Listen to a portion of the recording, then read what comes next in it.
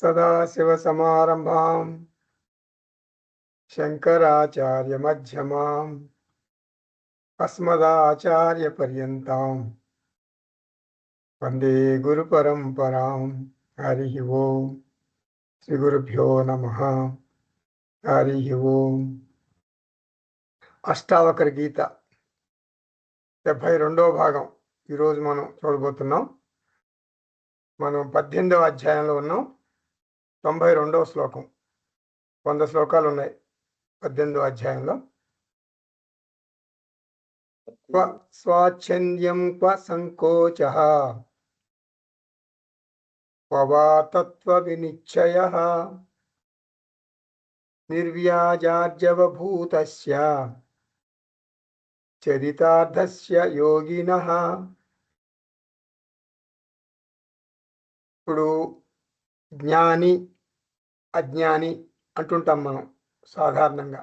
జ్ఞాని అంటే ఆత్మజ్ఞానం ఉన్నవాడు, అజ్ఞాని అంటే ఆత్మజ్ఞానం లేనివాడు అని మన ఉద్దేశం.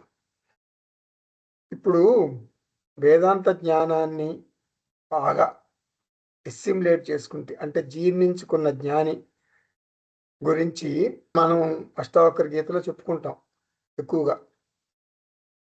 ఏం చెప్పలేం అసలు మనం జ్ఞాని గురించి. ఎట్లా అంటే బాహ్యంలో ఏం మార్పులు ఉండవు. ఇప్పుడు ఏమంటున్నారంటే, అంటే ఈ ముగింపు వచ్చాం 18వ అధ్యాయంలో ముగింపులో అష్టావకర మహర్షి ఏమంటున్నారంటే, అసలు ఏం చెప్తామయ్యా మనం జ్ఞాని గురించి? మన భౌతికంగా మార్పు ఉంటే కొంచెం పొడుగయ్యాడు, పొట్టయ్యాడు, కొంచెం బాగా ఒళ్ళు చేశాడు, ఏదో చెప్తాం. లోపల వర్ణన, లోపల హృదయం ఎట్లా వర్ణిస్తాం మనం జ్ఞాని హృదయాన్ని, జ్ఞాని మనస్సుని, ఆంతర్యాన్ని ఎలా ఎలా చెప్తాం మనం? చెప్పలేము అంటున్నాడు అష్టావకర మహర్షి. ఇది ముందులే చెప్తే మరి చాలా శ్లోకాలు తగ్గిపోయాయి మనకి. అంటే చాలా కష్టం అన్నమాట వర్ణించడం. ఎందుకంటే సహజ ప్రవృత్తికి విరుద్ధంగా ఉంటుంది జ్ఞాని ప్రవృత్తి. ఇప్పుడు మనం శుభ్రంగా భోజనం చేస్తాం, నిద్రపోతాం, మరి సుషుప్తి, జాగ్రత్త అవస్థ, స్వప్నావస్థ, ఇదంతా మన రొటీన్ లైఫ్ మనకు ఉంటుంది. అదే రొటీన్ లైఫ్ జ్ఞానికి కూడా ఉంటుంది. మనలాగానే రొటీన్ లైఫ్ ఉంటుంది జ్ఞానికి కూడా. కాబట్టి జ్ఞాని మనకి అలాగే అర్థమవుతాడు. అంటే మనం భౌతికంగా లౌకికంగానే జ్ఞానిని చూస్తాం అంతే. కానీ లోపల ఆంతర్య శోభ, ఆంతర్య యొక్క మన అంతర్ సంపద, దైవ సంపద, జ్ఞానిలో ఉన్నటువంటి దైవ సంపద మనం చూడలేం. అంటే అదే మాట శ్రీకృష్ణుడు కూడా అంటాడు. ఏమంటాడు? మామూలు వ్యక్తికి రాత్రి, జ్ఞానికి పగలు. అంటే అలా చెప్తారనమాట. మనకి పగలైతే జ్ఞానికి రాత్రి, జ్ఞానికి పగలైతే మనకు రాత్రి. ఇలా నెగిటివ్గా ఆపోజిట్గా చెప్తారు. అంటే వర్ణన, అదొక టైప్ ఆఫ్ వర్ణన. అకర్మలో కర్మను చూస్తాడు జ్ఞాని, కర్మలో అకర్మను చూస్తాడు. ఇలా అష్టావకర మహర్షి ఈ పంథాలోనే జ్ఞాని గురించి వర్ణిస్తారు. 93వ శ్లోకం.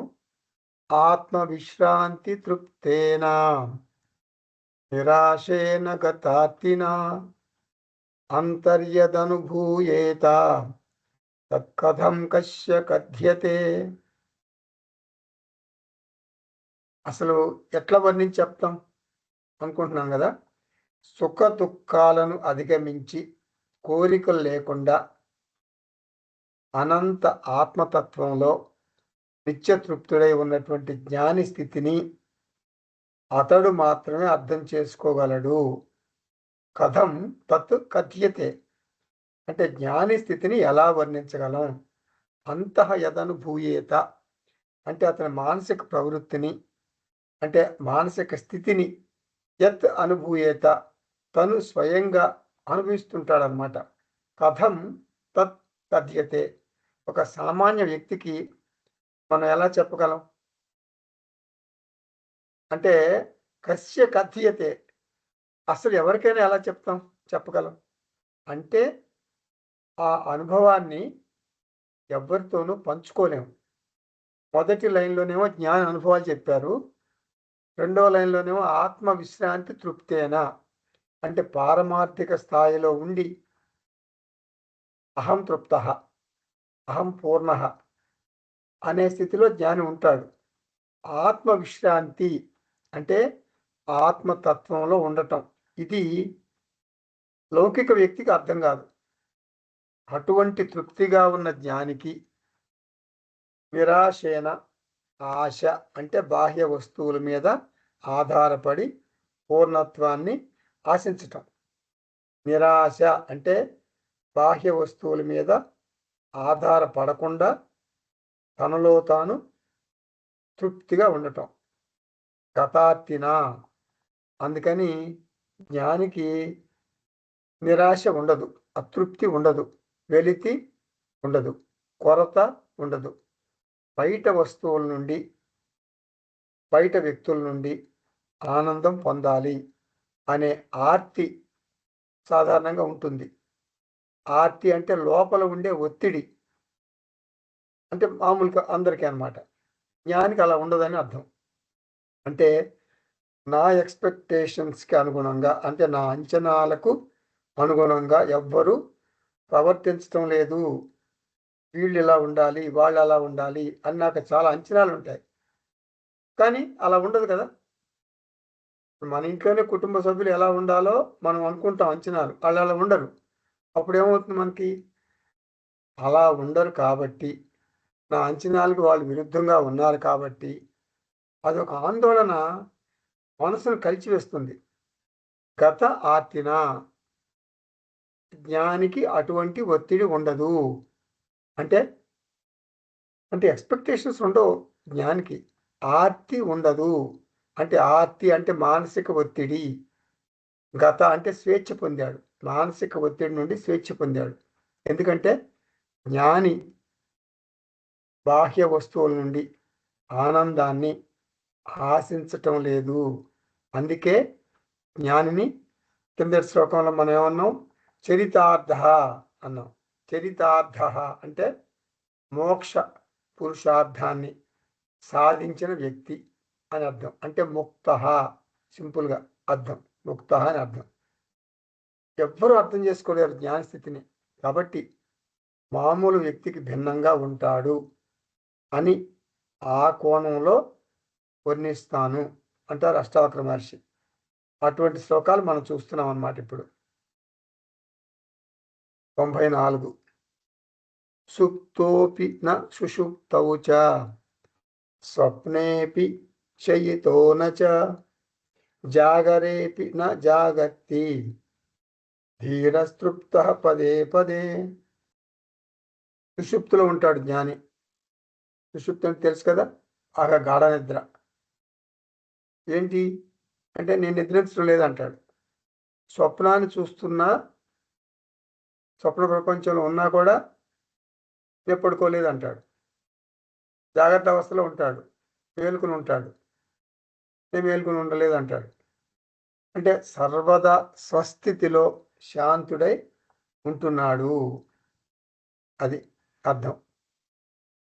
ఇక్కడ ఏమిటి సిద్ధాంతం? అలా ఎందుకంటాడు అంటే, ఒక లౌకిక వ్యక్తి జ్ఞానిని అనాత్మ దృష్టితోనే చూస్తాడు, దేహ దృష్టితోనే చూస్తాడు. కానీ విచిత్రం ఏంటంటే జ్ఞాని దేహస్థితిలో ఉండడు. ఎక్కడుంటాడు? ఆత్మస్థితిలో ఉంటాడు. మన పక్కనే ఉంటాడు, మన పక్కనే భోజనం చేస్తుంటాడు. కానీ మనం దేహస్థితిలో ఉన్నట్టుగా చూస్తాం జ్ఞానిని. కానీ జ్ఞాని మాత్రం ఆత్మస్థితిలో ఉంటాడు. జ్ఞాని అనాత్మను విశ్వరూప ఈశ్వరునికి ఇచ్చేశాడు. అంటే ఏమిటి?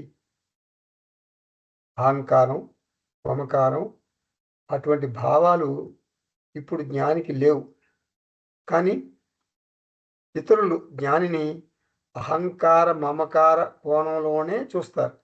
జ్ఞాని జాగ్రత్త, స్వప్న, సుషుప్తి అవస్థల్లో ఏదో ఒక అవస్థలో ఉండి ఉంటాడు అని లౌకిక వ్యక్తులు భావిస్తారు. ఇవన్నీ అనాత్మ గురించి వర్ణన అంటాడు జ్ఞాని. జ్ఞాని ఏమంటాడు? నేను జాగ్రత్త అవస్థలో లేను, స్వప్నావస్థలో లేను, సుషుప్త అవస్థలో కూడా లేను. అసలు నేను అవస్థాత్రయ పరిధిలో లేను. నేను అవస్థాత్రయ సాక్షి. తనను గురించి ఎవరు ఎలా వర్ణించినా జ్ఞాని మాత్రం విశ్వరూప ఈశ్వరుడినే చూస్తాడు. నేను అనాత్మను కాదు, నేను సాక్షి ఆత్మను. సుషుప్తవు అపి, గాఢ నిద్రలో ఉన్నా కూడా నేను సుషుప్తిలో అవస్థలో లేనంటాడు జ్ఞాని. స్వప్నే అపి శయత నా భవతి. ఇతరులు నువ్వు స్వప్నావస్థలో ఉన్నావు అన్నా కూడా జ్ఞాని ఏమంటాడు? అది అనాత్మ స్థితి. అనాత్మ విశ్వరూప ఈశ్వరుడికి చెందుతుంది, నేను కాదు. నేను స్వప్నావస్థలో లేను. జాగరే అపి నా జాగర్తి. జాగ్రత్త అవస్థలో ఇతరులు ఉన్నాడు అని అంటారు నన్ను, కానీ నేను జాగ్రత్త అవస్థలో లేను అంటాడు. నేను నిద్రపోతే మేలుకున్నానని చెప్పొచ్చు. నిద్రపోవటం, మేలుకోవటం కార్యకరణ సంఘాతమైన ఈ దేహానికి చెందినవి. కాబట్టి నేను అవస్థాత్రయ విలక్షణ, ధీర, తృప్త. అంటే జ్ఞాని ధీరుడు, అంటే తృప్తిగా ఉన్నాడు. నిరంతరం సాక్షి, అంటే ఆత్మస్థితిలో ఉంటాడు. పదే పదే, అంటే అన్ని వేళలా అన్ని పరిస్థితులలోనూ ఇదే పద్ధతిలో ఉంటాడని అర్థం. అంటే ఈ రకంగా మన మిగిలిన శ్లోకాలు కూడా మనకు అష్టావక్ర మహర్షి చెప్తున్నారు. నస చింతోపి నిశ్చింతః సేంద్రియోపి నిరింద్రియః సబుద్ధిరపి నిర్బుద్ధిః సాహంకారో నహంకృతి. 95 మనం చూస్తున్నాం. ఇప్పుడు ఆలోచిస్తాడు, నేను ఆలోచనలు లేవంటాడు. నాకు ఆలోచనలు లేవంటాడు. ఇంద్రియాలు ఉపయోగిస్తాడు, నాకు ఇంద్రియాలు లేవంటాడు. బుద్ధి ఉన్నా అతనిలో బుద్ధిగతమైన తెలివి లేదు. అతనిలో అహంకారం ఉన్నా అహంకారం లేదు. నా సంచిత అపి, అంటే జ్ఞాని సంచిత, అతని మనసులో ఆలోచనలు ఉన్నా కూడా అతను ఆలోచిస్తున్నట్టు కాదు. అందరూ అతను ఆలోచిస్తున్నాడు అనుకుంటారు. నాకు ఆలోచనలు లేవు అంటాడు జ్ఞాని. అంటే అష్టాంగ యోగంలో పతంజలి నిర్వికల్ప సమాధి ఆలోచన లేకుండా చేయటం అది కాదు. ధారణ, ధ్యాన, సమాధి ఇది కాదు మనం చెప్పుకునేది. ఈ పని వేదాంతం అభ్యసించిన వ్యక్తి చేయడు. నేను నిర్వికల్పక సమాధి చేసి ఆలోచన రహిత స్థితి పొందవలసిన అవసరం లేదు అంటే వేదాంతికి, అంటే జ్ఞానికి. ఎందుకంటే నేను ఆత్మస్థితిలో ఉన్నాను. నేను ఎల్లవేళలా ఆలోచన రహితంగా ఉంటాను. విచిత్రంగా ఉంది కదా మీకు? అంటే మనసు యొక్క స్థితితో నాకు సంబంధం లేదు. ఎందుకు? నేను అసంగ ఆత్మను. నాకు మనస్సుతో సంబంధం లేదు. మనస్సు నాది కాదు. నేను విశ్వరూప ఈశ్వరుడికి ఇచ్చేశాను. కాబట్టి మనస్సు ఎవరిది? విశ్వరూప ఈశ్వరుడిది. కాబట్టి నేను సర్వదా నిశ్చింతః. నేను ఆలోచన రహిత స్థితికి వెళ్ళటానికి ధ్యానం అంటే మెడిటేషన్ చేయవలసిన పని లేదు. ఆలోచనలు వస్తాయి అనే భయం కూడా నాకు లేదు.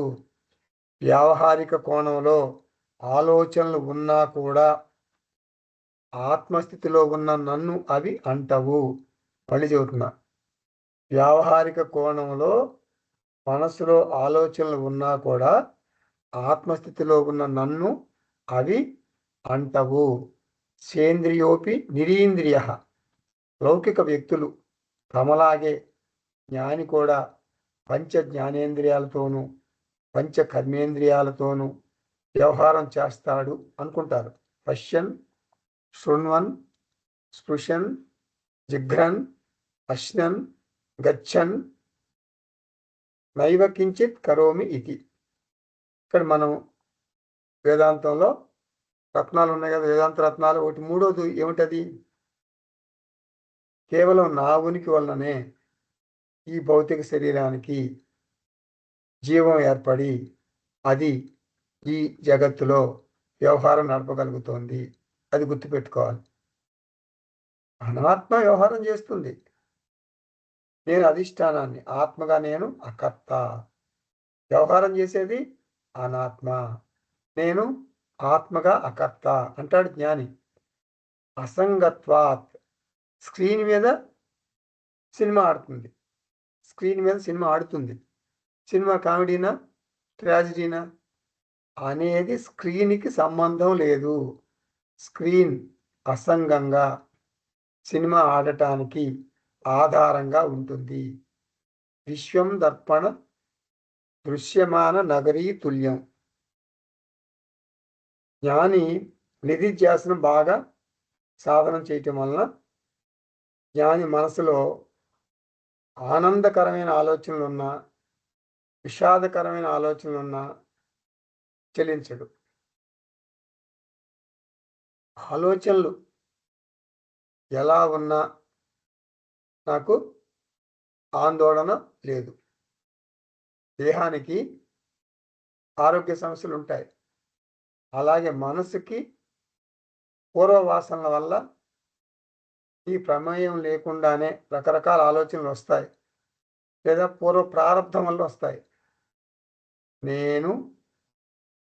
నేను అంటే జ్ఞాని అంటే మనందరం అలా అనుకోవాలి. నేను అటువంటి మనసుకి సాక్షి చైతన్యంగా ఉంటాను. ఈ స్థితి మనందరికీ రావాలి. అది స్పెషల్గా ఒక జనక మహారాజుకే వస్తుంది, మన వల్ల కాదు, మనకది సాధ్యం కాదు అని అనుకోకూడదు. మనకు సాధ్యమే. మనిషి అన్న వాళ్ళందరికీ సాధ్యమే. సుబుద్ధి అపి నిర్బుద్ధి. లోకమంతా జ్ఞానిని సాత్విక బుద్ధి ఉందని స్తుతిస్తారు, కానీ జ్ఞాని మాత్రం తను జ్ఞాని అని కూడా అండు. అంటే జ్ఞాని అంటే వికసించిన బుద్ధి కలవాడు అని అర్థం కదా.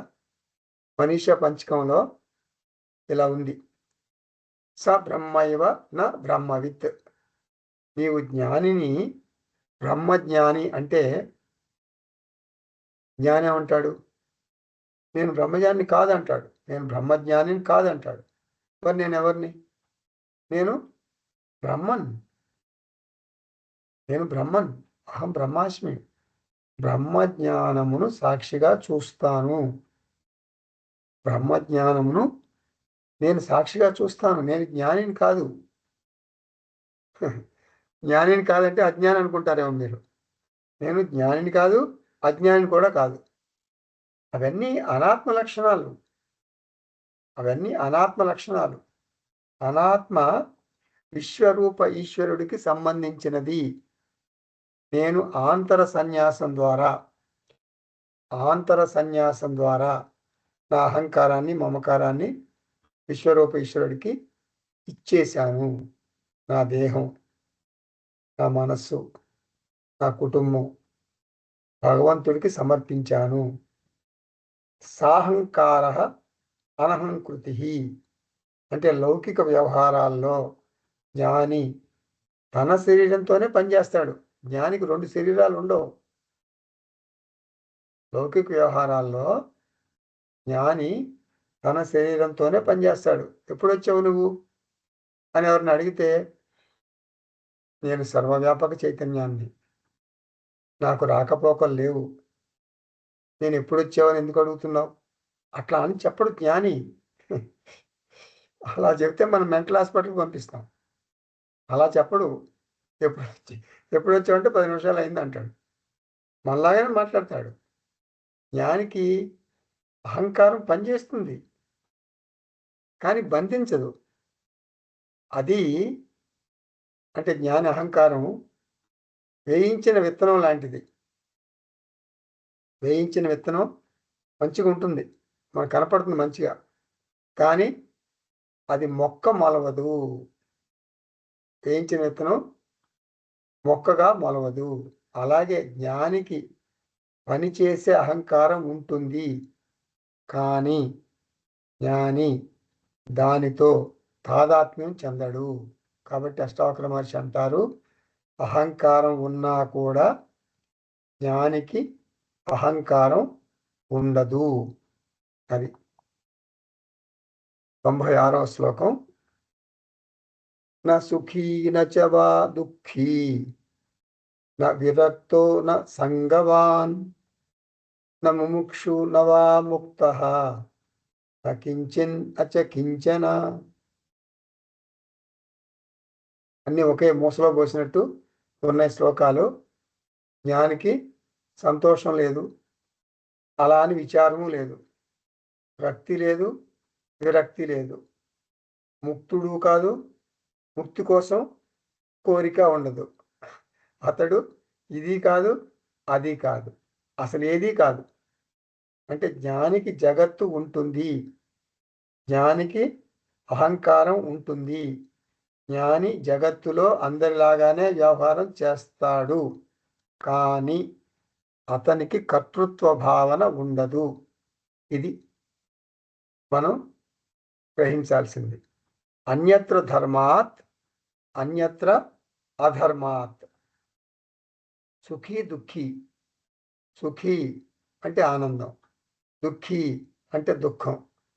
సుఖ దుఃఖాలు అవి మానసిక భావనలు. సుఖవృత్తి, మోద, ప్రియ, ప్రమోద, ఇలా గ్రేడేషన్స్ ఉంటాయి. అలాగే దుఃఖవృత్తి. ఈ ఆలోచనలు వస్తాయి, పోతాయి. సుఖం, దుఃఖం. ఈ ఆలోచనలను జ్ఞాని స్వీకరించడు. జ్ఞాని మనసులో ఎఫ్ఐఆర్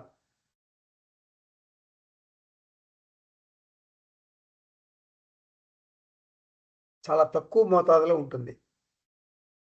అంటే కోపం అంటే కోపమనే కాదు, ఎమోషన్స్ అన్నమాట. అంటే భావోద్వేగాలు చాలా తక్కువగా ఉంటాయి. ఫ్రీక్వెన్సీ, ఇంటెన్సిటీ, రికవరీ పీరియడ్ ఇవన్నీ తక్కువ ఉంటాయి. అస్సలు లేకుండా జీరో మాత్రం అవ్వవు ఏ మనిషికైనా. కాబట్టి నా సుఖీ నా దుఃఖీ. మనస్సులో ఈ అవస్థలు ఉంటాయి. కర్మ సిద్ధాంతం ప్రకారం అంటే స్వభావరీత్యా ప్రకాశంచ ప్రవృత్తించ మోహమేవ చ పాండవ. పంచదశలో విద్యారణ్య అంటారు, మనసుకి జ్వరం వస్తుంది, ఆ జ్వరంతో తాదాత్మ్యం చెందటం అణుజ్వరం అంటారు. జ్ఞాని మనసుకి జ్వరం రావచ్చు, కానీ అణుజ్వరం రాదు. అణుజ్వరం అంటే చెదిరిన మనసుతో తాదాత్మ్యం చెందటం. చెదిరిన మనసుతో తాదాత్మ్యం చెందటం అణుజ్వరం అంటారు. నా విరక్త నా సంగవాన్ అంటే జ్ఞానికి బంధం లేదు, ముక్తి లేదు. ఈ రెండు కూడా మనస్సు లక్షణాలు. జ్ఞాని మనస్సుని భగవంతుడికి ఇచ్చేశాడు అంటే నిర్లక్ష్యంగా వ్యవహరిస్తాడు అని అర్థం కాదు.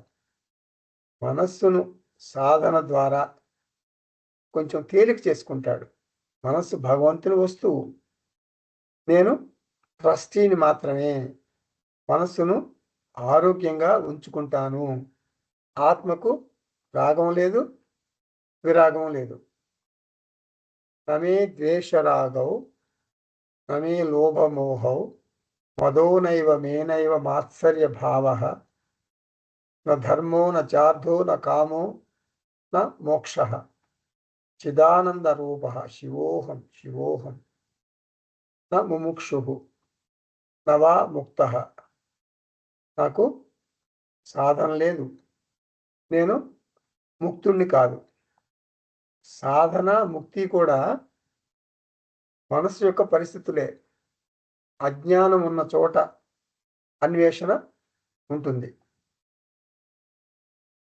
ఆత్మజ్ఞానం ఉంటే ముక్తి ఉంటుంది. అజ్ఞానం జ్ఞానం కూడా మనసు యొక్క లక్షణాలే. నేను జ్ఞానం కాదు, అజ్ఞానం కాదు. నా కించిత్, నాకు దేనితోనూ సంబంధం లేదు. నచ కించన, ఇది 2 సార్లు చెప్పాలి. ఎందుకు? నొక్కి చెప్పడానికి అట్లా చెప్పారనమాట. ఇప్పుడు 97వ శ్లోకం చూద్దాం. విక్షేపే అపి న విక్షిప్తః సమాధౌ న సమాధిమాన్ జాడ్యేపి న జడో ధన్యః పాండిత్యే అపి న పండితః. అంటే విక్షేపంలో విక్షేపం చూడ్డు, అంటే ఆలోచనలు చూడ్డు, సమాధిలో ధ్యానించడు, జడంగా కనిపిస్తాడు కానీ జడుడు కాదు. పండితుని వలె కనిపించినా అతనికి పాండిత్యం లేదు.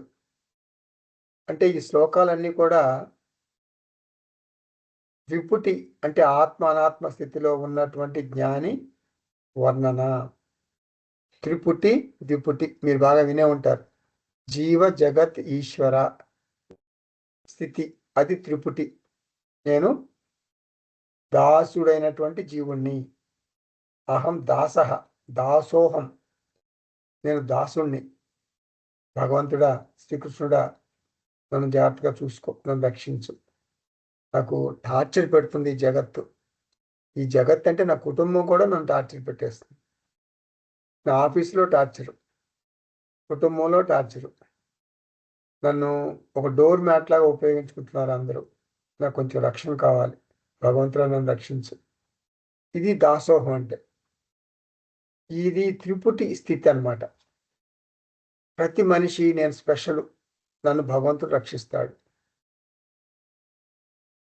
నన్ను స్పెషల్గా రక్షిస్తాడు అని అనుకుంటాడు. అలా అనుకునే జీవిస్తాడు. ఇది త్రిపుటి స్థితి, జీవ జగత్ ఈశ్వర స్థితి. ఈ స్థితిలో ఎక్కువ కాలం ఉండకూడదు మనం. ఈ స్థితి అంటే కర్మకాండ స్థితి మనకు బాగానే ఉంటుంది. అంటే శ్రేయస్సు అని 2 ఉన్నాయి. శ్రేయస్సు అంటే ధర్మ అర్థ కామాల్లో ఉండటం. అంటే మనకు ధర్మార్థ కామాలు ఉంటాయి, హాయిగా గడిచిపోతుంది జీవితం. కష్టం వస్తే దేవుడికి చెప్పుకుంటాం, ఆ కష్టాలు కొన్ని తీరిపోతాయి. ఈ స్థితిలోంచి మనం విపుటి అంటే ఆత్మ అనాత్మ స్థితికి ఎదగాలి. ఎవరు ఎదగాలి? ప్రతి మనిషి ఎదగాలి. అంటే మనం ఒక యోగ్యత సంపాదించాలి, జ్ఞాన యోగ్యత, ఆత్మజ్ఞాన యోగ్యత. అంటే సాధన చతుష్టయ సంపత్తి. అంటే వివేకము, వైరాగ్యము, ముముక్షుత్వము, శమదమాది షట్క సంపత్తి. ఇవి లక్షణాలు అన్నమాట. ఇవన్నీ కూడా మనం ఆచరిస్తే, అనుష్ఠిస్తే వివేకము, వైరాగ్యము, ముముక్షుత్వము, సాధన చతుష్టయ సంపత్తి, అంటే శమదమాది ఈ 4. అంతేకాదు మనం విలువలను కూడా పాటించాలి. అంతేకాదు అసలు చాలా మంది మనం ఏం చేస్తామంటే ఇప్పుడు ఇతరులను గమనిస్తాం, అంతర్వీక్షణ చేసుకోం. బాహ్య వీక్షణే, అంతా బాహ్య వీక్షణ. అదిగో ఆమె అలా ఉంది, ఇతను ఇలా ఉన్నాడు, అతను అలా ఎందుకు చేస్తున్నాడు, అసలు ఈ జగత్ ఇలా ఎందుకుంది? అది మా చిన్నతనంలో ఇలా లేదు, ఇప్పుడు మరీ చెడిపోయింది, అంత పొల్యూట్ అయిపోయింది. ప్రతి మనిషి బిజినెస్ టైప్ అయిపోయాడు. నువ్వు నాకేమిస్తావు, నేను నీకేమిస్తాను, అంచనాలు పెట్టుకుంటున్నారు అందరూ. ఇలా పెట్టుకోవటం తప్పు కదా. అసలు ప్యూర్ లవ్ అనేది లేదు. ఇలా బాహ్యంలో వ్యక్తుల్ని మనం పరిశీలిస్తాము తప్ప నన్ను నేను పరిశీలించుకోను. అది ప్రాబ్లం, అది సమస్య. అంతర్వీక్షణ ఎవరు చేసుకోరు. అంతర్వీక్షణ చేసుకుంటేనే మనిషి ఆధ్యాత్మికంగా ఎదుగుతాడు. అది చాలా ముఖ్యం. ముఖ్యంగా మన స్పిరిచువల్ లైఫ్లో, ఆధ్యాత్మిక జీవితంలో అంతర్వీక్షణ చేసుకోవాలి. అలా నిధిధ్యాసనంలో తను పొందిన ఆత్మజ్ఞానాన్ని పదే పదే గుర్తు తెచ్చుకుంటే అది ఒక రకమైన అంతర్వీక్షణ. గుర్తు తెచ్చుకోవటమే కాదు, అసలు నాకు ఆత్మజ్ఞానం ఎంతవరకు వంట పట్టింది అని ఒక జనక మహారాజుని గుర్తు తెచ్చుకోవాలి. ఇప్పుడు జనక మహారాజు ఉన్నాడు. జనక మహారాజు ఒక్కడికే అష్టావకర గీత బోధించలేదు. జనక మహారాజుతో పాటు కొంతమంది ముని కుమారులు ఉన్నారు, కొంతమంది సన్యాసులు ఉన్నారు. అందరు కలిపి ఒక క్లాస్ పెట్టుకున్నారు. ఎవరు? అష్టావకర మహర్షి. ఒకసారి ఏదో వాళ్ళందరూ స్పెషల్గా, అంటే జనక మహారాజుకి స్పెషల్ ట్రీట్మెంట్ ఇస్తున్నాడు అష్టావకర మహర్షి. ఎందుకంటే ఆయన చక్రవర్తి కదా అని అనుకుంటారు అందరూ, మిగిలిన వాళ్ళు. అట్లా అది అది అది తప్పు అభిప్రాయం. అందరినీ ఒకేలాగా చూస్తున్నాను నేను. జనక మహారాజు నాకేం స్పెషల్ శిష్యుడు కాదు అని నిరూపించాలని ఒక చిన్న నాటకం ఆడాడు. ఎవరు? అష్టావకర మహర్షి. ఏం చేశాడు? ఒక కబురు అందింది. వాళ్ళ క్లాస్ మంచిగా సీరియస్గా క్లాస్ జరుగుతుంటే ఒకడు వచ్చి కబురు చెప్పాడు. ఒక వార్త తీసుకొచ్చాడు ఒక సైనికుడు. ఏమండి అక్కడ మిథిలా నగరం అంతా అగ్నికి ఆహుతి అయిపోతుంది, మిథిలా నగరం తగలబడిపోతుంది అని. అది వార్త సారాంశం. అప్పుడు క్లాస్ ఆపేస్తాను, వెళ్ళి చూసుకుంటారా అని జనక మహారాజులు అంటే, నేను వెళ్ళి చేయగలిగేది ఏం లేదండి, మీరు క్లాసు కంటిన్యూ చేయండి, నేను వెళ్ళను, క్లాసులోనే ఉంటాను, మీరు బోధ సాగించండి అంటాడు జనక మహారాజు.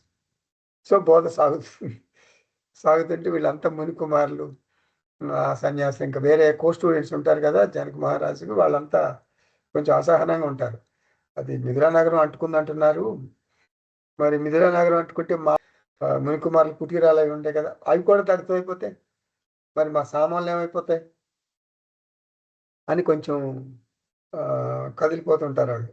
ఈ లోపల వార్త రానే వచ్చింది ఇంకోటి, అక్కడ కుటీరాలన్నీ కూడా తగలబడిపోతున్నాయండి, కుటీరాల దాకా వచ్చింది అగ్ని అని వార్త వస్తుంది.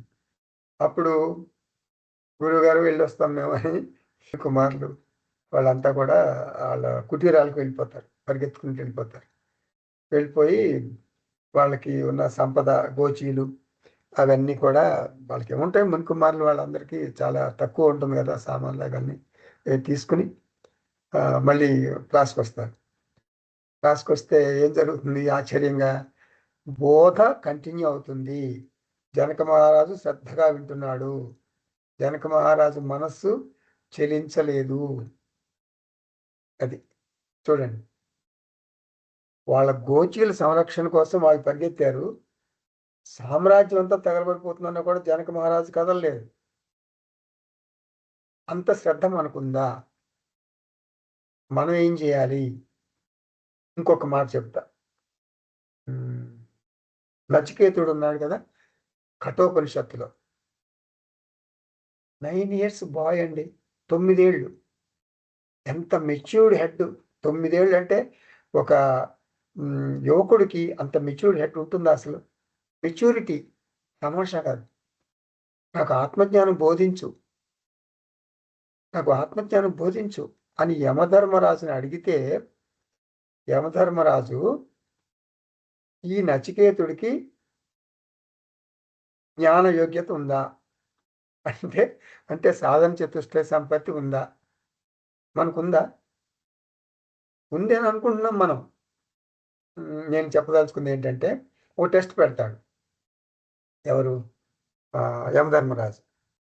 ఏమిటా టెస్టు? జ్ఞాన యోగ్యత ఉందా? ఉన్నవాడికి కదా ఆత్మజ్ఞానం బోధించాలి. ఆ టెస్ట్ ఏమిటంటే, బాబు నచికేత, నీకు బాగా బాగా బాగా పుణ్యం ఇచ్చేశా, చాలా పుణ్యం, అంతులేని పుణ్యం ఇచ్చేశా. మరి ఐశ్వర్యం, సంపద ఎంతో చాలా సంపద ఇచ్చేశా. మరి ఆయుష్, చాలా ఆయుష్ ఇచ్చేశా, ఎన్నో వేల వేల వేల వేల కోట్ల సంవత్సరాల ఆయుష్ ఇచ్చేశా. మరి ఆరోగ్యం ఇచ్చేశా. నీకేం కావాలి ఇంకా? సంపదలు ఉన్నాయి, ఆయుష్ ఉంది, ఆరోగ్యం ఉంది, నీకు అన్ని సౌఖ్యాలు దొరుకుతాయి, అన్ని సౌఖ్యాలు. చాలామందికి ఏంటంటే, మరి సంపద ఉంటుంది, ఆరోగ్యం ఉండదు. తీపి తినలేరు, పులుపు తినలేరు, ఏం తినలేరు వాళ్ళు. అట్లా ఉంటారు, అంతే జీవించి ఉంటారు. సంపదలు మాత్రం కోట్లు కోట్లు ఉంటుంది. అట్లా కాదు. ఈ ప్రపంచంలో ఏం కావాలో అన్నీ ఉన్నాయి నీకు, అన్నీ ఇచ్చేసా నీకు. కానీ ఆ ఒక్కటి అడక్కు. ఏంటది? ఆత్మజ్ఞానం. అడక్కంటే టైము తీసుకోకుండా స్పాంటేనియస్‌గా అంటే ఇన్‌స్టంటేనియస్‌గా ఇమ్మీడియేట్‌గా కనురెప్ప కూడా వాల్చకుండా నాకు అవేమీ వద్దు. నాకు ఆత్మజ్ఞానం కావాలి. ఒక్క త్రుటిలో, ఒక్క సెకండ్‌లో అన్నీ తిరస్కరించాడు. అది అంతరీక్షణ. మనం అంతర్వేషణ చేసుకోవాలి. అలా మనతో ఎవరైనా అంటే మనం ఏం చేస్తాం మనం? సరే తర్వాత చూసుకోవచ్చులే ఆత్మజ్ఞానం సంగతి. మరి ఇంతంత సంపదలిస్తున్నాడు. ఇంత ఆయుష్ మనకు కావాల్సింది ఆయుషు, సౌఖ్యాలున్నాయి, ఆయుష్ ఉంది, ఆరోగ్యం ఉంది, మరి పుణ్యం ఉంది. అంటే స్వర్గలోక సౌఖ్యాలు కూడా దొరుకుతాయి మనకి. ఆ! అసలు మనకి లేనిదేముంది? అన్నీ ఉన్నాయి గదా! ఇంకెందుకు? పోస్ట్‌పోన్ చేసుకుందాం వాళ్ళ తర్వాత చూసుకోవచ్చు ఆత్మజ్ఞానం అని మనం అనుకుంటామా? నచికేతుడిలాగా నథింగ్ డూయింగ్ నాకు ఆత్మజ్ఞానమే కావాలి అని అంటామా? చెప్పండి. సో, ఇది జ్ఞాన యోగ్యత అంటే. మనం పంచ అనాత్మల ముందల త్యజించాలి. అనాత్మ అంటే దృశ్య ప్రపంచం. ఆత్మ అంటే చైతన్య స్వరూపం. అంతే. ఈ దృశ్య స్వరూపం, దృశ్య ప్రపంచం, అనాత్మ అంతా మిథ్య. మిథ్య గురించి ఏంటి మనం మాట్లాడేది ఇంకా? అనవసరం గదా! అది వదిలిపెట్టుకో. అంటే పంచ అనాత్మలంటే ఏమంటారంటే, మనకి సంపదలు, హోదాలు, దేహం, మరి కుటుంబం, మనస్సు, దేహము, మనస్సు, కుటుంబం, సంపదలు, హోదాలు. ఈ 5 కలిసి పంచ అనాత్మలంటారు. ఈ పంచ అనాత్మలు పట్ల మనం నిర్లిప్తంగా ఉండాలి. అంటే అనాత్మను వదిలిపెట్టాలి. అంటే అటాచ్‌మెంట్ పెట్టుకోకూడదు వీటి మీద. దానికే మనం పదే పదే మరి ఫోర్త్ రిడక్షన్ అంటాం, క్లాస్ రిజెక్షన్ అంటాం. అట్లా రకరకాలుగా మీకు గుర్తుండటం కోసం చెప్తుంటాను. అంటే పొజిషన్స్ అంటే హోదాలు. మరి హోదాలు మర్చిపోవాలి. కానీ మర్చిపోం గదా! శిష్యుడు గురువుగారితో అంటుంటాడు. నీకు నీ పాదధూళి, నీ పాదధూళిని గురువుగారు. నేను నీ పాదధూళిని ఒక గురువుగారితో శిష్యుడు అన్నాడనమాట. అతనెవరో వస్తే పరిచయం చేస్తూ అతను ఐఏఎస్ ఆఫీసర్ ఆ శిష్యుడు. అతను ఎవరికో పరిచయం చేస్తూ ఈయన పలాని పలానా వాడండి ఐఏఎస్ ఆఫీసర్ అని పరిచయం చేయకుండా ఈయన నా పాదధూళి అన్నాడు. చూడండి ఇది నిజంగా జరిగింది. ఆ! శిష్యుడు తనంత తనే నేను నీ పాదధూళి అన్నాడు గదా! అదే మాట గురువు రిపీట్ చేశాడు. ఎవరికో పరిచయం చేస్తూ ఈయన నా పాదధూళి అండి అన్నాడు. అంతే. ఆ తర్వాత ఆ శిష్యుడు ఆ గురువు దగ్గరికి రాలేదు. వదిలేసాడు. గురువుని వదిలేసాడు. ఇది ఇలా ఉంటుంది మన హోదా. హోదా వదిలిపెట్టడం అంటే చూడండి. వదిలిపెట్టలేకపోయాడతను. గురువుగారు అతనన్న మాటనే రిపీట్ చేశాడు. కావాలనే రిపీట్ చేశాడు. అతన్ని పరీక్ష చేద్దామని. అంతే. బంద్. గురువు లేదు. ఏం లేదింక. సో, అట్లా హోదాని చాలామంది వదిలిపెట్టలేరు. అలాగే సంపదలు కూడా. ఇప్పుడు నాకు రోల్స్ రాయ్స్ కారుంది. ఆహ్, అదేదో బెంజ్ కారుంది. 5,00,00,000, 3,00,00,000 చాలా విలువ చేసే కారుంది. ఆ డ్రైవర్‌కేమో మంచి యూనిఫార్మ్ యేసుకుంటాడు మా డ్రైవరు. ఇలాంటి సంపదలు నాకున్నాయి. ఇప్పుడు నేను క్లాస్‌కి అటువంటి కార్‌లో వచ్చాను. ఇప్పుడు నాకేమనిపిస్తుందంటే, అందరితో పాటు కూర్చున్నా కూడా వీళ్ళందరూ నా కారు చూడాలి. నా డ్రైవర్‌ని యూనిఫార్మ్‌లో చూడాలి. మరి నా యొక్క సంపద వాళ్ళని గుర్తించాలి. కొంచెం స్పెషల్ చైర్ వెయ్యాలి. అందరూ మామూలు చైర్‌లో కూర్చుంటే నేను కొంచెం సోఫాలో కూర్చోవాలి. సో, ఇలాంటి మనస్సు నాకుంటుంది. అది సంపదలు ఉంటే అలాంటి మనసొస్తుంది. మరి అలాంటి మనసు ఉండకుండా ఉండాలి గదా! సో, కాబట్టి మన మనస్సు చిత్తశుద్ధి చాలా కష్టం పొందటం. ఈ పొసెషన్స్ తర్వాత ఆబ్లిగేషన్స్ మొహమాటాలు వదులుకోవటం చాలా కష్టం. మన జీవితం అంతా మొహమాటాలతో నడిచిపోతుంది. మరి, మరి రిలేషన్స్ మనం ఏదో 3 ముళ్ళేస్తాం. 3 ముళ్ళేస్తే 300 మంది మనకు బంధువులయిపోతారు. మిసెస్‌కి మేనమామ. మిసెస్‌కి ఆహ్, అత్తమామలు గాకుండా వాళ్ళందరూ చుట్టాలు మన చుట్టాలయిపోతారు. ముఖ్యంగా మనకి ఎన్ని బంధాలు, ఎన్ని రిలేషన్స్. అందుకే కదా పెళ్లి జరిగిందంటే 3,000 మంది, 4,000 మంది, 5,000 మంది కూడా వస్తారు. వాళ్ళంతా రిలేషన్సే, ఫ్రెండ్స్. సో అవి. తర్వాత మరి వ్యవహారాలు, ట్రాన్సాక్షన్స్, అన్ని వ్యవహారాల్లో తలదూరుస్తాం మనం, అన్ని వ్యవహారాల్లో. సో ఇది తగ్గితే కదా ఈ ఆత్మజ్ఞానం అంటే జ్ఞాన యోగ్యత ఉండేది, అది తగ్గితే కదా.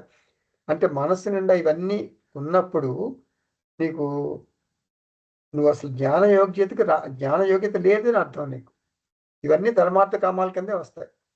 అంటే నువ్వు ధర్మార్థ కామాలు వదిలిపెట్టలేదు అనమాట. అంటే ధర్మార్థ కామాలు అనిత్యము, అవి ప్రేయస్సు, మోక్షం ఒక్కటే శ్రేయస్సు. వీటిని వదిలితేనే మోక్షానికి నేను రాగలను. వీటిని వదలాలి. Port reduction, clasp rejection, claiming. Clasp అంటే CLASP, క్లెయిమింగ్ అనమాట. అహం మమ, అహం మమ. నోరు తెరిస్తే అహంకారం, మమకారం. ఇది నాది, నా వాళ్ళు, నా కుటుంబం, నేను నా కుటుంబం, నేను నా కుటుంబం. అది అసలు పోదు అనమాట. శ్మశానానికి వెళ్ళినా కూడా అక్కడ కూడా అహం మమ పోదు. అంత తీవ్రంగా ఉంటాయన్నమాట మనకి. అది పోవాలి. అట్లే ఈ శ్మశానం కూడా నేనే కట్టించానంటాడు, దీనికి ప్లాన్ నేనే ఇచ్చానంటాడు, దీనికి స్థలం నేనే ఇచ్చానంటాడు అక్కడ ఆ కాసేపట్లో. సో యాస్పిరేషన్, క్లెయిమింగ్తో పాటు న్యాచురల్గా ఆందోళన వచ్చేస్తుంది. Aspiration, anxiety. ఆ తర్వాత స్పెషల్ పూజలు. మన జీవితం అంతా కూడా, చాలామంది జీవితం అంతా కూడా పూజలతోనే గడిపేస్తారు. మొక్కులు పూజలు. శనికి పూజలు చేస్తారు, కేతువుకి చేస్తారు, రాహువుకి చేస్తారు, ఇంకా సూర్యుడికి చేస్తారు. ఇంకా కొంతమందిని ఇంటికి పిలిపించేదో జపాలు చేయిస్తారు. అంటే నాలో చాలా దోషాలు ఉన్నాయి, అవన్నీ పోగొట్టుకోవాలి. ఎంతకాలం ఈ పూజలే చేసుకుంటూ కూర్చుంటే మనం ఇంకా ఆత్మజ్ఞానం పొందేది ఎప్పుడు? విష్ణు సహస్రనామ పారాయణ, ఐఎమ్ ది హెడ్ అనమాట. ఇప్పుడు మాది గ్రూప్ ఉంది, మేమంతా విష్ణు సహస్రనామ పారాయణం చేస్తుంటాం. లేకపోతే భజన చేస్తాం, అందరి ఇళ్ళకి వెళ్ళి ఫ్రీగా, ఏం పైసలు తీసుకుని మేము ప్రసాదం పెట్టి తింటాం. సో లేకపోతే లలిత శాస్త్రం చదువుతాం అందరి ఇళ్ళకి వెళ్ళి, సౌందర్య లహరి చదువుతాం, లేదా శివానంద లహరి చదువుతాం. ఇలా ఇలా ఇలా ఇలా ఇలా మనం టైం అంతా మనం దానికే, ఈ ధర్మార్థ కామాల కిందే వస్తాయి ఇవన్నీ, ప్రేయస్సు. దీన్ని గడిపేస్తుంటే ఇంకా జ్ఞాన యోగ్యత ఎప్పుడు వస్తుంది? ఆత్మజ్ఞానం ఎప్పుడు పొందుతాం మనం? నచికేతుడికి వచ్చింది కదా 9 ఏళ్ల బాలుడికి. మరి అంత ఐశ్వర్యం ఉంది జనక మహారాజుకి వచ్చింది కదా యోగ్యత. జ్ఞాన యోగ్యత ఉండబట్టే జనక మహారాజు అష్టావక్ర గీత వినగలిగాడు. మనకు కూడా జ్ఞాన యోగ్యత ఉంటేనే వినగలుగుతాం. జ్ఞాన యోగ్యత లేకపోతే ఇది జస్ట్ అకాడమిక్స్ అనమాట. ఇది ఏదో ఫిజిక్స్, కెమిస్ట్రీ లాగా ఏదో కాసేపు టైం పాస్ కోసం వేదాంత క్లాసులకు వస్తున్నాం. ఇది ఎక్కదు. చాలా మంది అంటుంటారు అష్టావక్ర గీత మాకు అర్థం కాదండి. ఎందుకు అర్థం కాదు అష్టావక్ర గీత? జ్ఞాన యోగ్యత ఉన్న వాళ్ళకి అర్థమవుతుంది, జ్ఞాన యోగ్యత లేని వాళ్ళకి అర్థం కాదు. అంటే నీకు జ్ఞాన యోగ్యత లేదనమాట. అర్థం కాకపోతే నీకు జ్ఞాన యోగ్యతను పెంపొందించుకోవాలి కదా.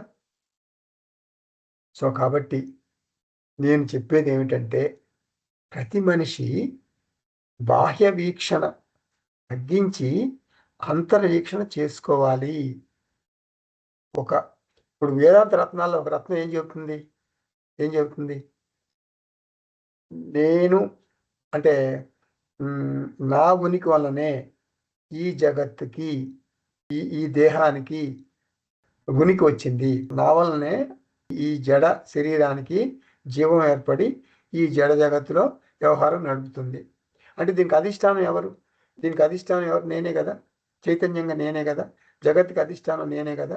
కాబట్టి ఈ శరీరంలో ఏం జరిగినా, ఈ జగత్తులో ఏం జరిగినా అది నన్ను టచ్ చేయలేదు, నేను స్పందించను దానికి అని కదా అర్థం. సో ఇంత చక్కగా చెప్తున్నప్పుడు మనం ఎందుకు వదలలేం? ఈశ్వరుడికి ఎందుకు వదిలేయలేం మనం? అది POAS అంటారు దాన్ని. అంటే ఏంటి? ప్లానింగ్ చేసుకో. వదిలేసాం ఈశ్వరుడి కంటే చక్కగా ఒక ఈజీ చైర్లో చక్కగా లేజీగా కూర్చోమని కాదు. ఏ పని చేసినా పక్కా ప్లానింగ్ చేసుకో. కానీ పి అంటే ప్లానింగ్, ఓ అంటే అబ్సెషన్. అబ్సెషన్ అంటే ఆదుర్ద వద్దు, మరి ఏ అంటే యాంగ్జైటీ వద్దు, ఎస్ అంటే స్ట్రెస్ వద్దు. సో ప్లానింగ్ చేసుకో, అబ్సెషను, యాంగ్జైటీ, స్ట్రెస్ వద్దు. ప్లానింగ్ చేద్దని ఎవరు అనరు. సో ఆత్మస్థితిలో ఉండు అంటే ఏమిటి దాని అర్థం? ఇలా ప్లానింగ్ చేస్తూ కర్తగా ఉంటాం. అనాత్మ కర్త. అనాత్మ అంటే నేనే, ఈ శరీరం కర్త. పిఓఏఎస్ ప్లానింగ్ చేసి అబ్సెషన్ లేకుండా, యాంగ్జైటీ లేకుండా, స్ట్రెస్ లేకుండా పని చేసుకుంటా. ఇది ఒక పోజ్ అనమాట, అనాత్మ పోజ్ ఇది. ఆత్మ పోజ్ ఏమిటి? పిఓఏఎస్. మళ్ళీ అక్కడ ఏ పర్సను, ఏ ఆబ్జెక్టు, ఏ సిచ్యువేషను. పర్సన్, ఓ అంటే పి అంటే పర్సన్, ఓ అంటే ఆబ్జెక్ట్, ఏఎస్ అంటే ఎనీ సిచ్యువేషన్. సో ఎటువంటి పరిస్థితుల్లోనూ ఎటువంటి వ్యక్తితోనూ నాకు సంబంధం లేదు, నేను అసంగ ఆత్మను అని ఆత్మస్థితిలో ఆత్మతో రమిస్తూ, ఆత్మలో రమిస్తూ ఉండగలగటం.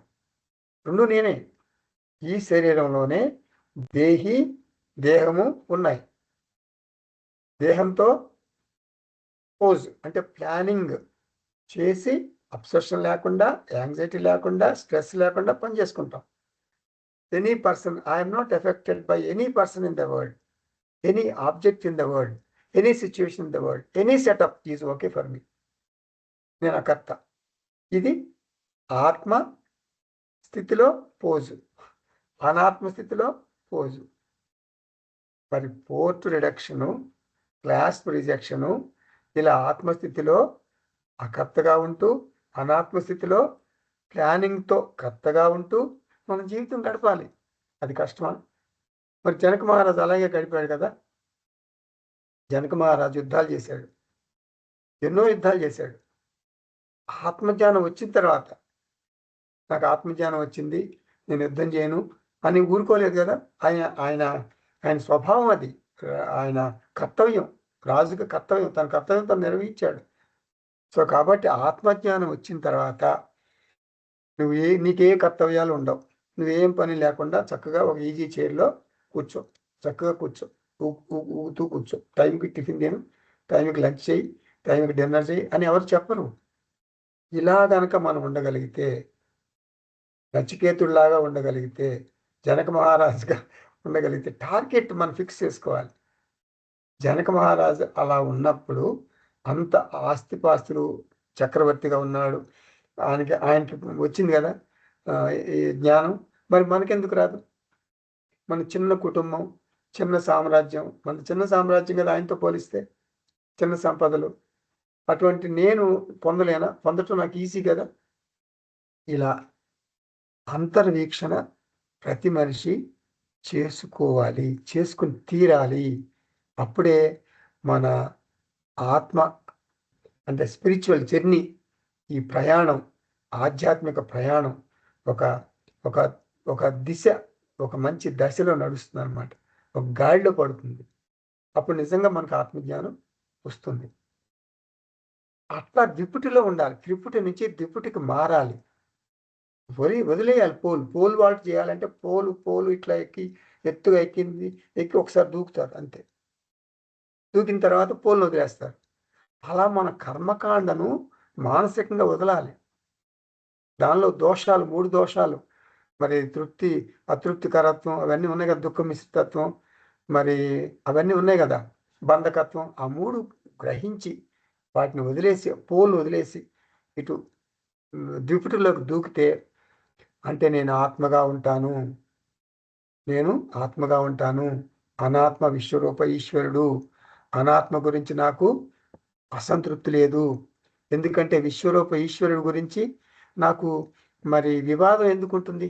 విశ్వరూప ఈశ్వరుడు అంటే నా దేహం, మనస్సు, కుటుంబం అన్నీ సమర్పించబడిన విశ్వరూప ఈశ్వరుడు. మరి నేనెవరిని? నేను ఆత్మని. ఆత్మకు కూడా వివాదాలు లేవు. కాబట్టి అంతా సవ్యంగానే ఉంది. విశ్వరూప ఈశ్వరుడు కూడా ఓకే, నేను ఆత్మగా ఎల్లప్పుడూ ఓకే. ఇంకా వివాదాలకు తావులేదు. విక్షేపే అపి నా విక్షిప్త. అపసవ్య అస్తవ్యస్త పరిస్థితులు వచ్చినా కూడా, మనసులో అల్లకల్లోలం జరుగుతున్నా కూడా ఇది మానసిక సంఘర్షణ అనుకుంటాడు. ప్రశాంతంగా ఉంటాడు జ్ఞాని. సాక్షిగా మానసిక అశాంతిని వీక్షిస్తాడు. సమాధౌన సమాధిమాన్. యోగి నేను నిర్వికల్పక సమాధిలో ఉన్నాను అంటాడు. జ్ఞాని అలా అండు. సమాధి కూడా మానసిక పరిస్థితే. అందుకే సమాధవు అంటే మనస్సు ఏకాగ్రతగా ఉన్నా, అంటే సమాధికి ముందు అనేక వృత్తి, అంటే సమాధిలో ఏకవృత్తి లేక అవృత్తి, చిత్తవృత్తి నిరోధ అంటారు కదా. అందుకే జ్ఞానం ఏమంటాడంటే నా సమాధిమాన్, నేను సమాధిలో లేను. జాడ్యే అపి నా జడ అని. అప్పుడప్పుడు మనకి మనస్సు కొంచెం స్పెషల్గా ఉంటుందన్నమాట. అది నిద్ర కాదు, మెలకువ కాదు, ఆలోచనలు ఉండవు, స్తబ్దంగా ఉండిపోతాం. స్తబ్దంగా ఒక పేజీ పట్టుకుంటాం, ఒక గంట అయినా ఆ పేజీ తిప్పం మనం, అట్లా స్తబ్దంగా ఉండిపోతాం. అంటే స్తబ్దీభావ, రాయిలాగా ఉందని అర్థం. అటువంటి స్థితిలో మనసు అప్పుడప్పుడు ఉంటుంది. అటువంటి స్థితిలోకి మనసు వెళ్ళినా కూడా వాసనల వల్ల వెళ్తుంది అనమాట. అట్లా ఏదో పూర్వవాసనలు అవి కకాయకులం అయినా కూడా మనకు మన మనసు మీద పూర్తి నియంత్రణ లేదు. అలా జరుగుతుంది.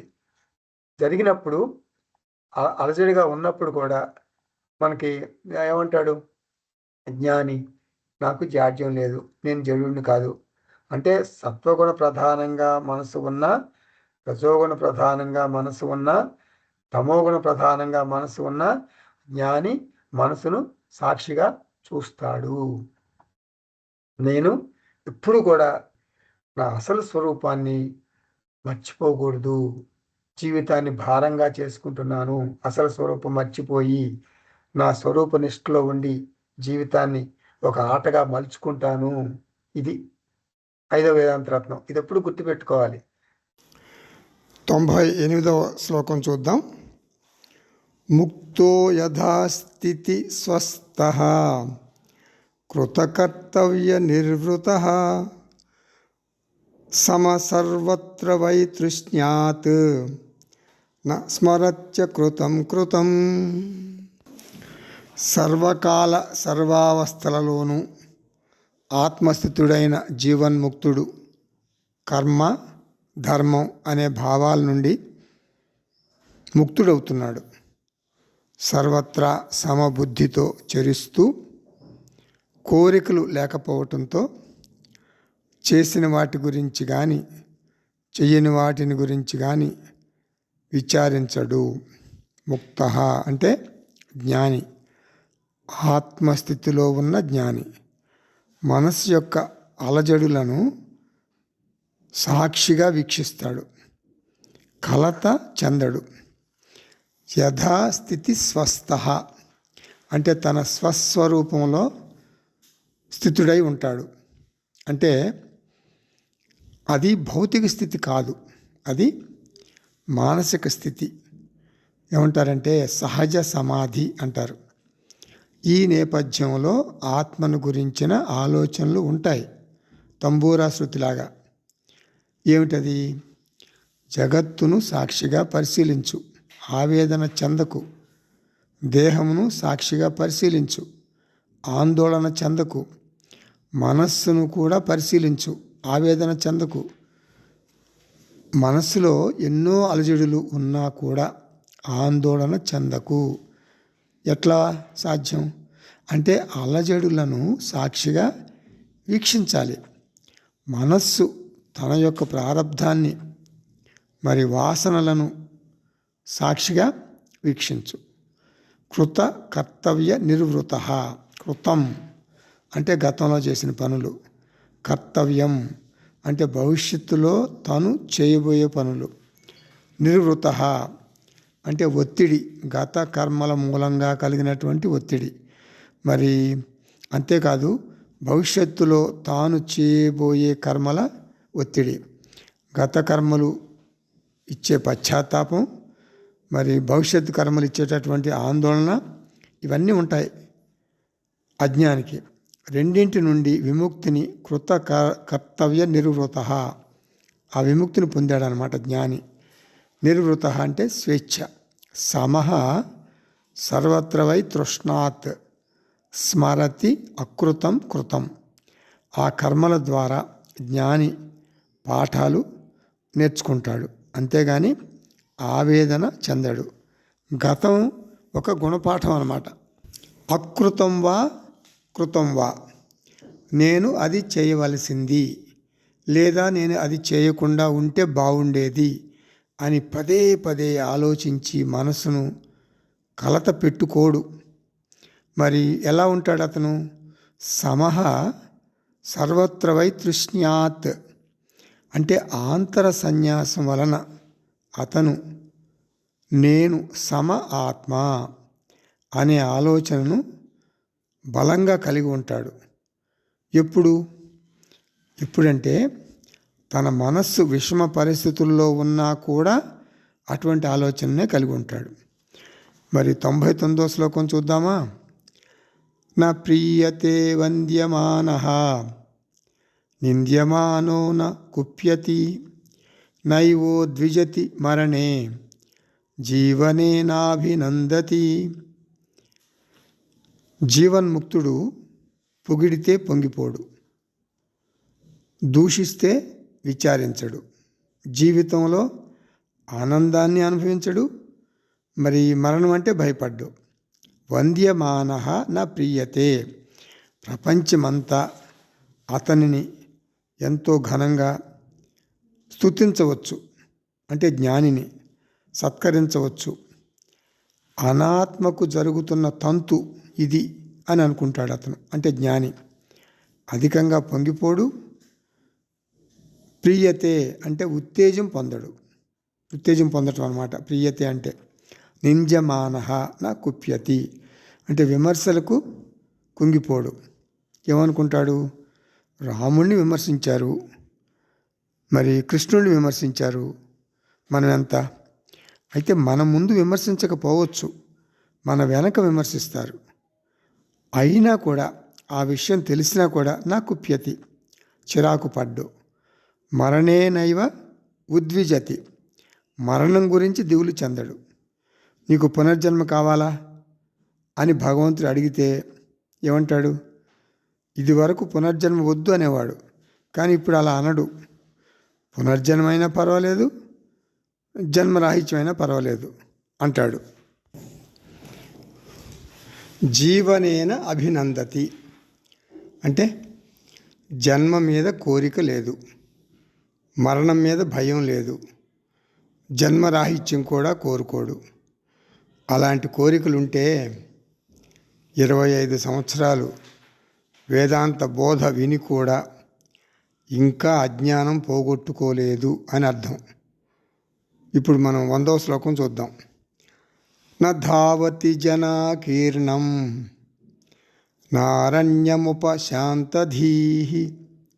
యథా తథా యత్ర తత్ర సమయేవావతిష్ఠతే. నిత్య శాంత తృప్త మానసుడైన జ్ఞాని జన సమూహ మధ్యాన్ని కానీ ఏకాంత అరణ్యవాసాన్ని కానీ కోరుకోడు. ఏ ప్రదేశంలోనైనా ఏ పరిస్థితిలోనైనా అతడు సమబుద్ధితో శాంతంగా ఉండగలడు. జనాకీర్ణం నా ధావతి అంటే తన చుట్టూ జనాలు ఉండాలని కోరుకోడు. నా అరణ్యం ఉపశాంతతి అంటే ఏకాంతాన్ని కోరుకోడు. ప్రారబ్ధాన్ని అనుసరించి వచ్చిన పరిస్థితులను చక్కగా స్వీకరిస్తాడు. యథా తథా యత్ర తత్ర అంటే ఒంటరిగా ఐసీయూలో హాస్పిటల్లో ఉండొచ్చు, లేకపోతే జనం మధ్యలో ఒక పెళ్లిలో ఉండొచ్చు. యత్ర తత్ర ఇండియాలో ఉండొచ్చు, అమెరికాలో ఉండొచ్చు. సమః ఏవ అవితిష్టతే, సమః ఏవ అవతిష్టతే అంటే సమబుద్ధిని కలిగి ఉంటాడు. ఇది జ్ఞాని పరిస్థితి. మనం ఎలా వర్ణించగలం జ్ఞాని యొక్క మానసిక స్థితిని?